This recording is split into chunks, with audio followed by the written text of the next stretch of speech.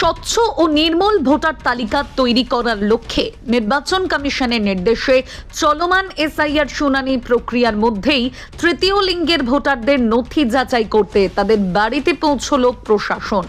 রবিবার উত্তর দিনাজপুর জেলার রায়গঞ্জের পূর্ব অশোকপল্লী এলাকায় তৃতীয় লিঙ্গের ভোটারদের সাথে সরাসরি কথা বলেন রায়গঞ্জের মহকুমা শাসক তন্ময় ব্যানার্জি। পাশাপাশি উপস্থিত ছিলেন রায়গঞ্জের বিডিও কামাল উদ্দিন আহমেদ সহ প্রশাসনিক অন্যান্য আধিকারিকেরা। সংশ্লিষ্ট এলাকার 104 ও 113 নম্বর বুথে অন্তর্ভুক্ত মোট 15 জন তৃতীয় লিঙ্গের ভোটারদের নথিপত্র খতিয়ে দেখেন প্রশাসনিক আধিকারিকরা। রায়গঞ্জের মহকুমার শাসক তন্ময় ব্যানার্জি বলেন, না শুনানি শেষ দিন আজকে নয়, আমাদের শুনানি চলছে, প্রায় আমরা কাজটা গুটিয়ে ফেলেছি।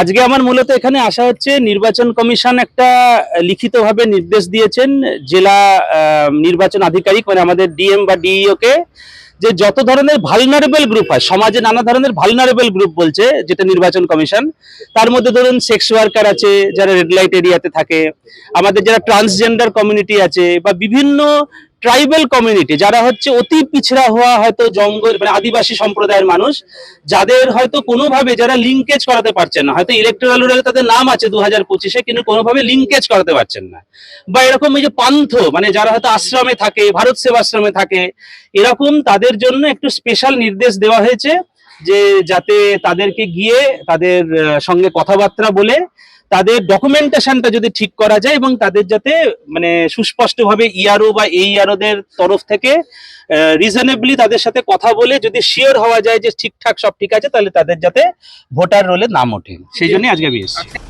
এদিকে তাদের বাড়িতে এসে ভোটার তালিকার সংশোধনের উদ্যোগে খুশি তৃতীয় লিঙ্গের ভোটাররা।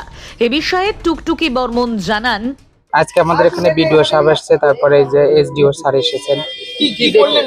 ওই হিয়ারিং এর ব্যাপারে, তারপরে যে এসআইআর চলছে ওই ব্যাপারে কিছু কথা বলতে এসেছেন, যে আমাদের ঠিকঠাক মতো কাগজপাতি আছে কিনা বা দেখতে, ইনকোয়ারি করতে। যেটা আপনি কোথাকার বাসিন্দা?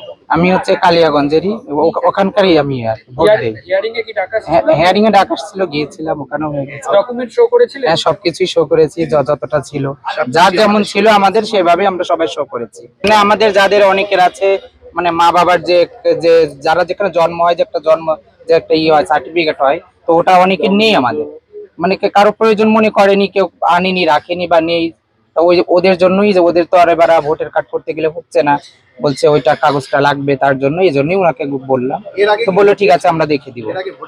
হ্যাঁ, আমি কয়েকবার দিয়েছি। আজকে তো প্রশাসনিক আধিকারিকরা আসছেন, কতটা আশ্বস্ত লাগছে এখন? অনেকটা আশ্বস্ত লাগছে যে ওনারা আমাদের বাড়িতে এসেছে, এটাই অনেকটা ভালো লাগছে, বা ওনারা আমাদের জন্য অনেকটা ভেবেছেন, এটা শুনেও খুব ভালো লাগছে। উত্তর দিনাজপুর থেকে অনুপ জয়সওয়ালের প্রতিবেদন, নিউজ টুডে।